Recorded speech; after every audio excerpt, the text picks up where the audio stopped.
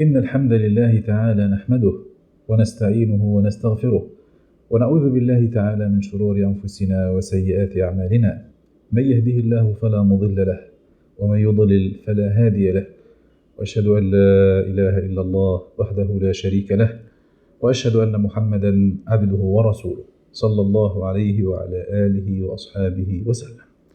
نستكمل بإذن الله تبارك وتعالى دراسة الرسالة التبوكية من خلال هذا التقريب الذي يقرب موضوعات الرسالة التبوكية، وهو كتاب تقريب الرسالة التبوكية. ذكرنا أيها المشاهدون الكرام، أيها الأخوة الفضلاء، أيها الأخوات الفضليات، أيها المعلم، أيتها المعلمة، أيها الأب، أيتها الأم، ذكرنا أن الرسالة التبوكية اشتملت على جملة من الموضوعات. هذه الموضوعات يحتاجها كل فرد، كل بيت، كل مجتمع، كل أمة. ما هي هذه الموضوعات؟ مر بنا الموضوع الأول بناء الصورة الصحيحة لحياة المسلم.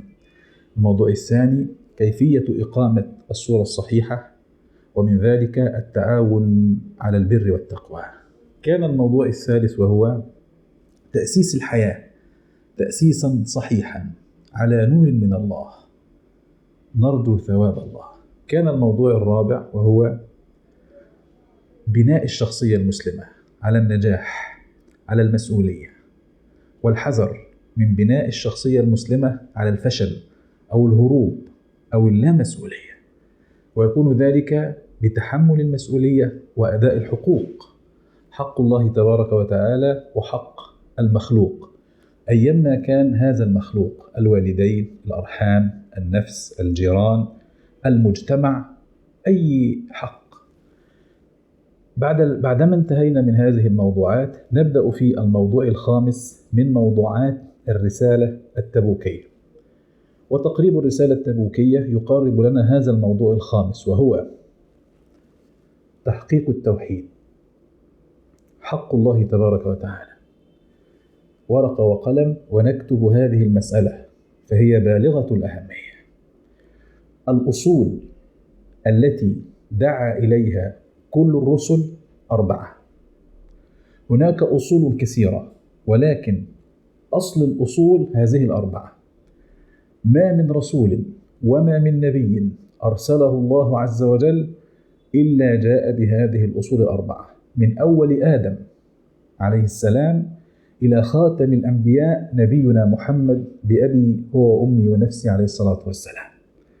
فآدم جاء بهذه الأصول، نوح جاء بهذه الأصول، إدريس جاء بهذه الأصول، شعيب، هود، صالح، إبراهيم، إسحاق، يعقوب، عيسى، موسى، نبينا محمد. فهذه المسألة بعنوان أصول دعوة الرسل. الأصل الأول التوحيد، حق الله تبارك وتعالى. الأصل الثاني الاتباع، حق النبي صلى الله عليه وسلم. الأصل الثالث التزكية، تزكية النفس، وهذا حق النفس وحقوق أخرى متعلقة بهذا الأصل. الأصل الرابع الإصلاح والدعوة إلى الله تبارك وتعالى. هناك أصول أخرى دعا إليها كل الرسل، الجواب نعم، ولكن هذه الأصول 4 ذكرها هنا شيخ الإسلام ابن القيم رحمه الله. فما هي أصول دعوة الرسل؟ لأجل ذلك أيها الأب، أيتها الأم، أيها المعلم، أيتها المعلمة، إذا أردتم أن تبنوا أسركم، أنفسكم، مجتمعاتكم، بلادكم على منهاج النبوة، فلا بد أن تبنى كل هذه الأشياء على هذه الأصول 4. الأصل الأول حق الله، تحقيق التوحيد. فابن القيم هنا رحمه الله يبين في الموضوع الخامس الأصل الأول من أصول دعوة الرسل. ولقد بعثنا في كل أمة، كل من صيغ العموم مثل جميع وقاطبة وكافة وعامة وغيرها من صيغ العموم. ولقد بعثنا في كل أمة رسولا أن اعبدوا الله، حق الله، واجتنبوا الطاغوت. ماشي الحال؟ إذن هذه المسألة مهمة جدا. تعالوا بنا ننظر ماذا قال شيخ الإسلام ابن القيم رحمه الله لتحقيق هذا الأصل وللقيام به، فهو أوجب الحقوق وأعظم الحقوق. كما قال النبي صلى الله عليه وسلم لمعاذ بن جبل: يا معاذ، والحديث في الصحيحين، قال النبي صلى الله عليه وسلم لمعاذ: يا معاذ، أتدري ما حق الله على العباد وما حق العباد على الله؟ قلت: الله ورسوله أعلم. قال: حق الله على العباد أن يعبدوه ولا يشركوا به شيئا. اكتب بالورقة والقلم ما معنى كلمة حق. الحق اسم وضع لما يجب شرعا. تعالوا بنا ننظر ماذا قال شيخ الإسلام ابن القيم رحمه الله. قال ابن القيم: لما فصل عير السفر واستوطن المسافر دار الغربة وحيل بينه وبين مألوفاته وعوائده المتعلقة بالوطن ولوازمه، أحدث له ذلك نظرا فأجال فكره في أهم ما يقطع به منازل السفر إلى الله. ما كأن هنا، اكتب عنوان، كأن هنا ابن القيم يقول سبب أو الباعث على تأليف هذه الرسالة. ابن القيم زرعي أو دمشقي، يعيش في بلاد الشام سوريا، فرج الله كربها، ونسأل الله أن يفرج كرب سوريا وكرب كل بلاد المسلمين. فلما سافر وهو في سفره فنزل تبوك، تحرك بجسده وتحرك برحله وتحرك بمتاعه. هذه الحركة للجسد وللمتاع حركة حسية، فأحدثت له رابطا ذهنيا. هذه السفرة التي بين طرفين، بين دمشق وبين تبوك، أحدثت له في ذهنه رابطا ذهنيا يفكره بالسفر الكبير من بطن الأم إلى بطن الأرض. فابن القيم يقول: إذا كان الإنسان، ومعنى كلام ابن القيم، يستعد لسفر قصير بين بلدين في الدنيا لمدة شهر شهرين سنة، يستعد لسفر قصير، فلا بد للإنسان وأولى به أن يستعد للسفر الكبير. والسفر القصير يذكرك وينبهك ويجعلك تتذكر السفر الكبير والسفرة الكبيرة والرحلة الكبيرة من بطن الأم إلى بطن الأرض. قال: أحدث له ذلك نظرا فأجال فكره في أهم ما يقطع به منازل السفر إلى الله وينفق في ذلك بقية عمره. العاقل هو الذي يتذكر الرحلة الكبيرة وينفق فيها عمره. لماذا؟ العمر ثلج يذوب والعمل الصالح ذهب يبقى. فهل يستطيع أحد فينا أن يوقف ذوبان عمره؟ لا. أمسك الشمس، لا أحد يستطيع أن يوقف الشمس ولا يمسك العمر ولا يوقف دقات الساعة، عقارب الساعة. إذا كان الأمر كذلك فما سيأتي من الأيام سينتهي كما انتهى ما مضى من الأيام. فيقول: العاقل ينفق في السفر إلى الله ورسوله بقية عمره. فأرشده من بيده الرشد إلى أهم شيء يقصده، إنما هو الهجرة إلى الله ورسوله صلى الله عليه وسلم. إذن رب العالمين ألهم شيخ الإسلام ابن القيم ومن عليه وأرشده رب العالمين إلى هذا الأمر. يبقى دي أول مسألة. ضع عنوان، أنت كمعلم كمربي كمتعلم، ضع عنوان. عنوان هنا حقيقة الحياة. ما حقيقة الحياة؟ رحلة بين بطنين. ما حقيقة الحياة؟ بين شهادتين، شهادة الميلاد وشهادة الوفاة، بين بطنين، بطن الأم وبطن الأرض. ما حقيقة الحياة؟ قال سلم: ما الدنيا في الآخرة إلا كما يضع أحدكم أصبعه في اليم فينظر بماذا يرجع. ما حقيقة الدنيا؟ حقيقة الدنيا جدي أسك ميت. الرسول عليه الصلاة والسلام يسير مع الصحابة فوجد في طريقه جدي أسك مقطوع الأذن ميت، فأراد النبي أن يعلمهم، وهذه وسيلة تعليمية رائعة جدا، تصوير المحسوس كي يحمل على تقريب المعنى. قال: أيكم يشتري هذا بدرهم؟ قالوا: يا رسول الله لو كان حيا ما يساوي درهم. قال: للدنيا على الله أهون من هذا عليكم. الدنيا أصبعه في اليم، ما الدنيا في الآخرة إلا كما يضع أحدكم أصبعه في اليم. فيا إخواني ويا أخواتي، لابد أن نبصر موضع أقدامنا في هذه الدنيا. أنا وأنت ضيوف، والضيف لابد أن يرحل. قصرت مدة وجوده أم طالت لابد أن يرحل. بماذا نرحل؟ عندما نرحل ماذا نرحل؟ بماذا نرحل؟ فابن القيم يعلمنا هذه المسألة رحمه الله تعالى.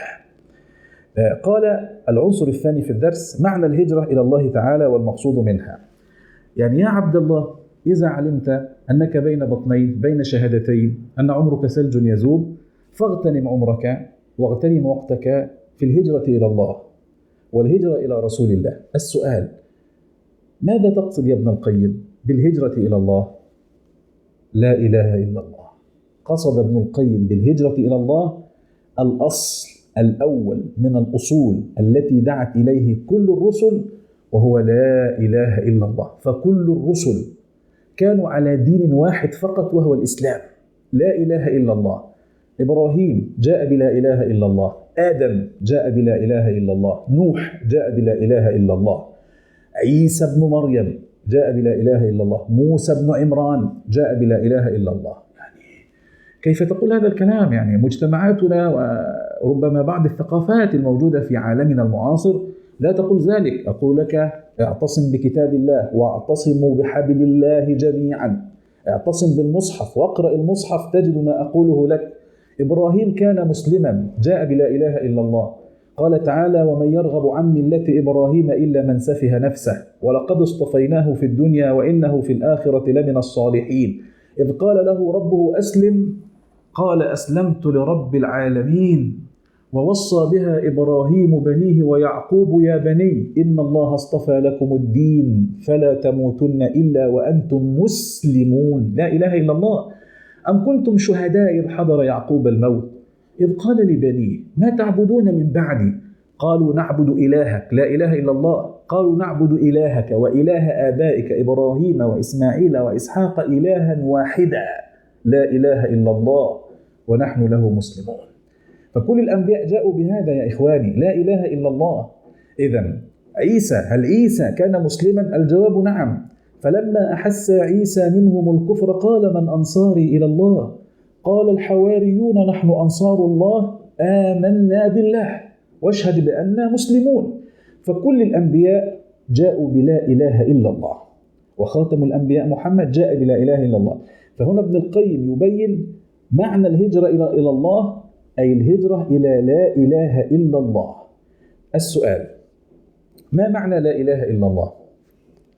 بالقلم واكتب نصف سطر: لا إله إلا الله، لا معبود بحق إلا الله. ما معنى هذا؟ لا معبود بحق إلا الله. لا نافية للجنس، بتعمل عمل إن، بتنصب المبتدأ وترفع الخبر كما هو معروف في اللغة العربية. النواسخ في اللغة العربية 29 ناسخا: كان وأخواتها، إن وأخواتها، ظن وأخواتها. كان وأخواتها 13، إن وأخواتها 6، يبقى كده 19. ظن وأخواتها 10. يعني أعلمها كده حروف أو النواسخ في اللغة 29 مثل عدد حروف اللغة العربية 29 ناسخ. المهم، فلا إله لا نافية للجنس، بتنفي كل العبودية وأي عبادة. لا إله نفي، إبطال كل المعبودات الباطلة. إلا الله إثبات الألوهية لله وحده. قد يسأل سائل فيقول: هل هناك معبودات باطلة في الأرض؟ لا إله إلا الله لا إله تنفيها. نعم. أمة تعبد البقر في الهند، فلا إله تنفي عبادة البقر. هناك أمة تعبد الشمس، أمة المجوس تعبد النار. هناك في إفريقيا ما زال وثنيون يعبدون الأوثان. هناك أمة تعبد الأصنام. هناك أمة تعبد الصليب. هناك أمة تعبد القبور من دون الله وتصرف لها العبادة. هناك أمة تعبد المسيح فلا إله. هناك أمة تعبد بوذا، البوذيون. فلا إله نفي لكل المعبودات الباطلة، لا إله نفي لكل المعبودات الباطلة إلا الله، إثبات الألوهية لله وحده. فكل الأنبياء جاءوا بذلك، بإبطال ونفي كل المعبودات الباطلة وإثبات الألوهية والعبادة لإله واحد رب العالمين. وهذا تفسير قوله تعالى: وهو الذي في السماء إله وفي الأرض إله. ما معنى وهو الذي في السماء إله وفي الأرض إله؟ أن الله عز وجل خلق الملائكة لتوحده وتعبده في السماء ولا تشرك به شيئا في السماء، وكذلك يجب على أهل الأرض أن يعبدوا الله عز وجل وحده ولا يشركوا به شيئا في الأرض، كما أنه لا يشرك به شيئا في السماء.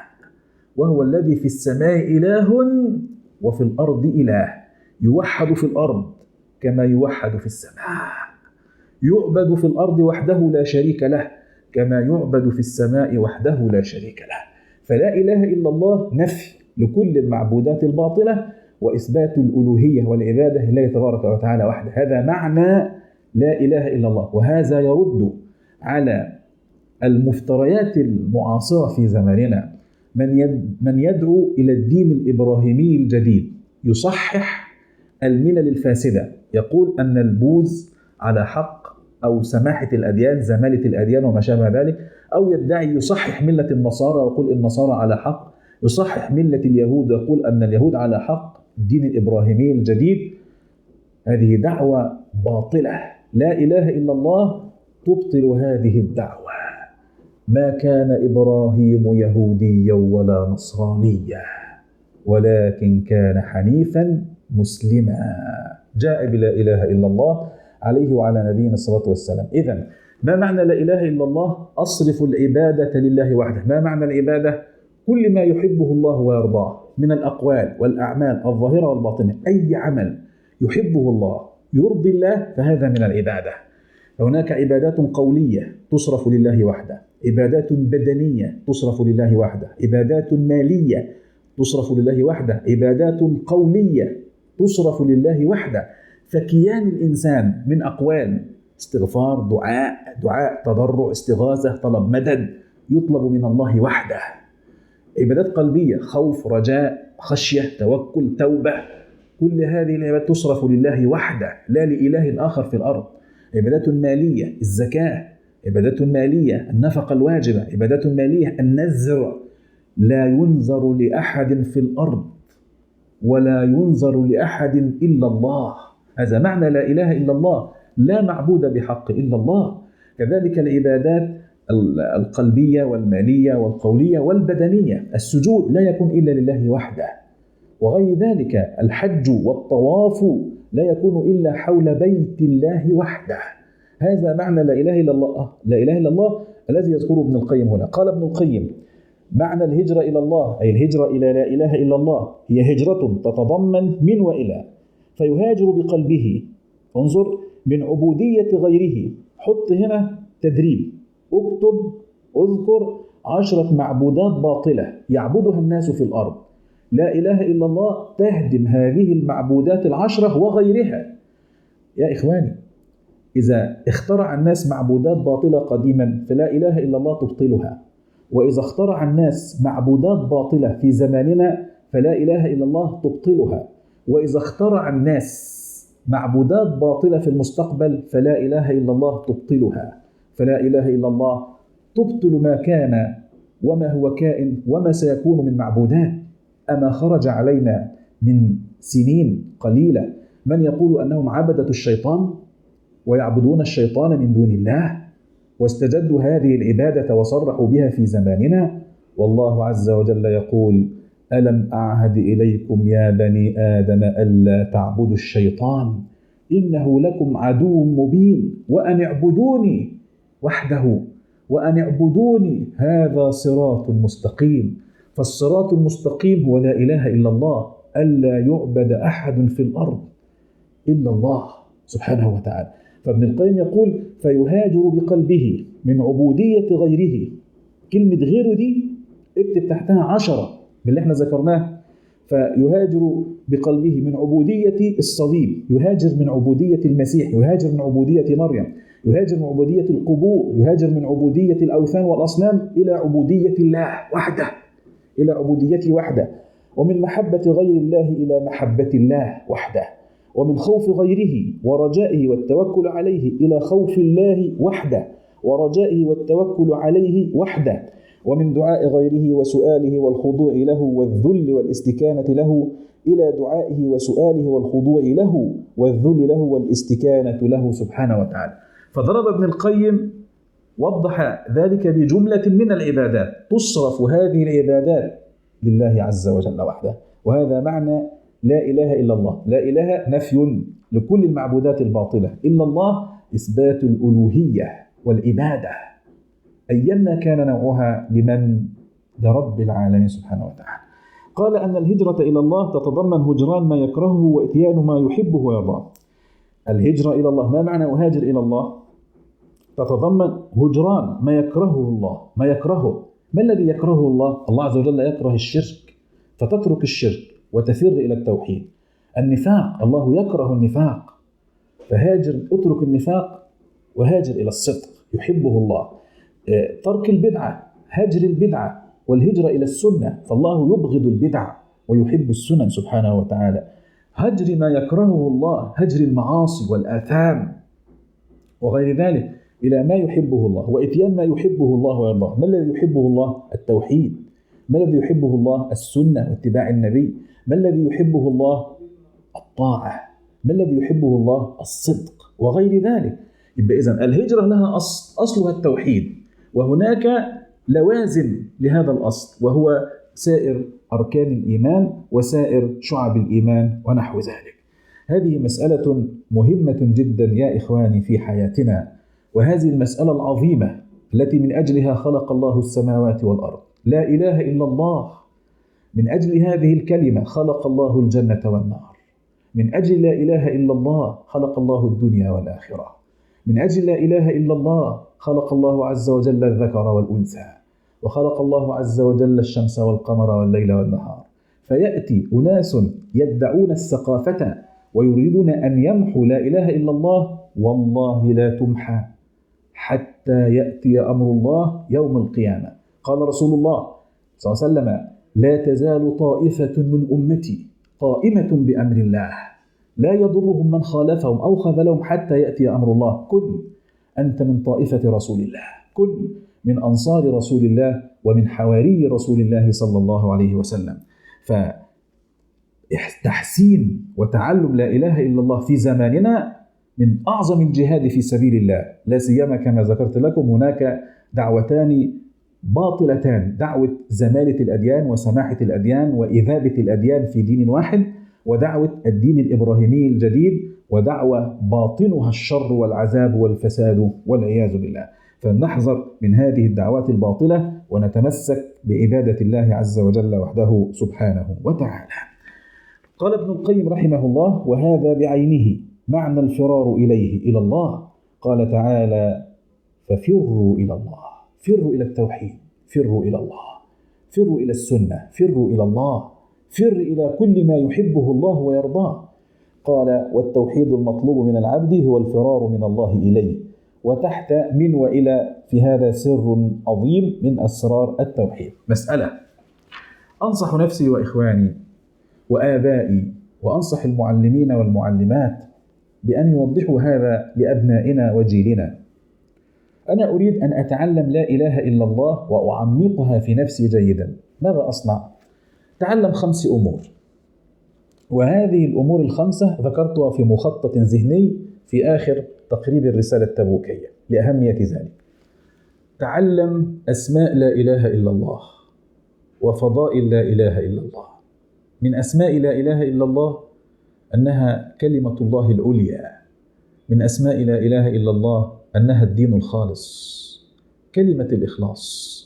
في كل صباح ومساء نقول: أصبحنا على فطرة الإسلام وعلى كلمة الإخلاص. يا مسلم، في كل صباح ومساء تقول: أصبحت على كلمة الإخلاص. ما كلمة الإخلاص؟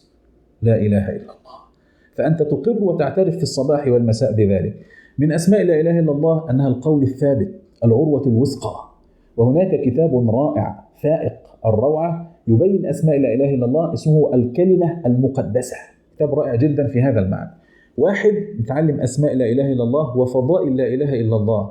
يا عبد الله، ألا تعلم قول النبي: من كان آخر كلامه لا إله إلا الله دخل الجنة.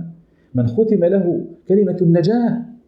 طيب، يبقى أولا نتعلم فضائل وأسماء لا إله إلا الله. 2، نتعلم معنى لا إله إلا الله، وهذا قد شرحناه، لا معبود بحق إلا الله.